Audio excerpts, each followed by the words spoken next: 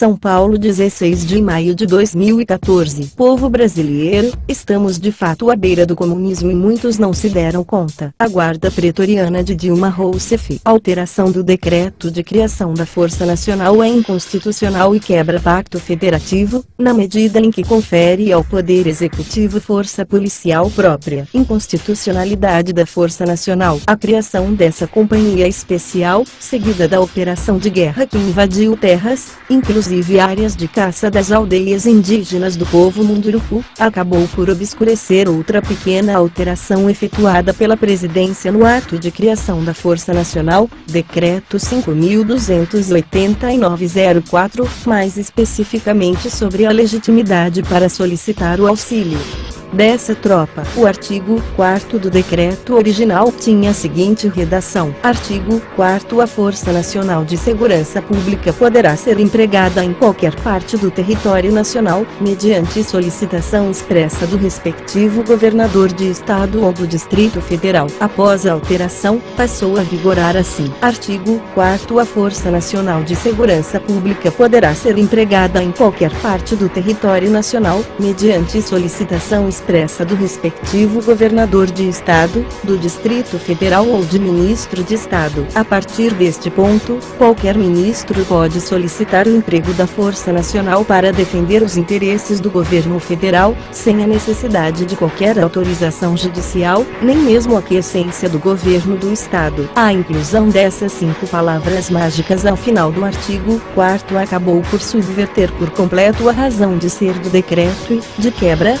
burlou as determinações da Constituição Federal sobre a repartição de responsabilidades entre os entes da Federação, municípios, estados e União, o que pode ser considerado inclusive como quebra do Pacto Federativo. A partir de agora, qualquer ministro de Estado, todos eles subordinados à presidência, pode solicitar ao Ministério da Justiça o emprego da Força Nacional de Segurança Pública em qualquer parte do país, para defender os interesses do governo federal, sem a necessidade de qualquer autorização judicial, nem mesmo a aprovação do governo do estado em questão. No que isto impacta, podemos observar o estado de calamidade em Pernambuco. Por exemplo, a população desorientada está seguindo a cartilha petista sem se dar conta de que todo o caos gerado serve para sancionar leis absurdas e mais, colocar em ação esta tropa que pelos cantos do país tem demonstrado ilegitimidade em suas ações. Isso a Globo não te conta. Vamos fazer algumas observações. Vejam esta imagem. Trata-se da Força Nacional Venezuelana a serviço de Nicolás Maduro prendendo a população que manifesta nas ruas. Agora vejamos a Guarda Nacional de Dilma, boinas vermelhas e muita disposição. Os ignorantes e leigos estão sendo usados como massa de manobra. Vejam, o governador de Pernambuco,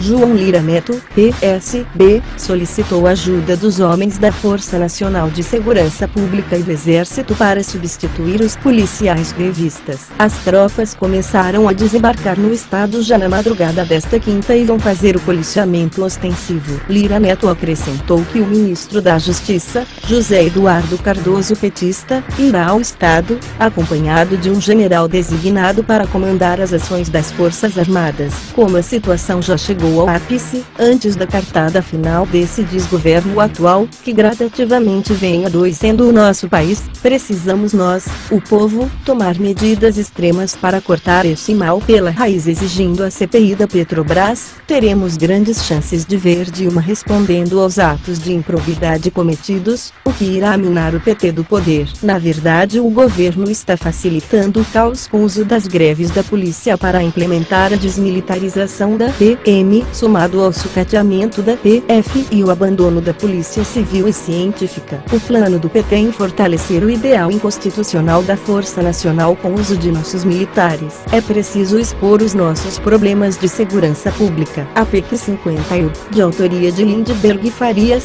PT, o mesmo que criou o Marco Civil ditador da internet, que ora tramita no Senado e que também, a despeito de pontos aparentemente justos, propõe a desmilitarização da PM. Minha questão é, como pode boa parte agentes lutar ao mesmo tempo contra a instrumentalização da PF pelo PT estando a favor do projeto? projeto de um petista que, seguindo a cartilha da ONU, centraliza ainda mais o poder federal, como aconteceu na Venezuela de Chávez e Maduro. Em nome da reestruturação da carreira, os agentes estão dispostos a fornecer este imenso poder ao adversário que agora denunciam, ou eles não o teriam. Não me venham com a conversa mole de que a proposta deve ser discutida sem partidarismos, ao mesmo tempo em que condenam a ideologia militar, com um discurso inteiramente contaminado de ideologia esquerdista em seu sentido mais embusteiro, ou seja, solista petralhista esquerdista caviar. Tal atitude vale uma reflexão: qual será a proteção que a população brasileira teria contra o controle do governo federal sobre as polícias, inclusive no que concerne à inoculação de uma ideologia infinitamente mais perniciosa que os valores militares na formação dos novos policiais. Observe duas críticas fundamentais à desmilitarização da PM que reforçam esses pontos. No programa Tratamento de Choque da Rádio Vox,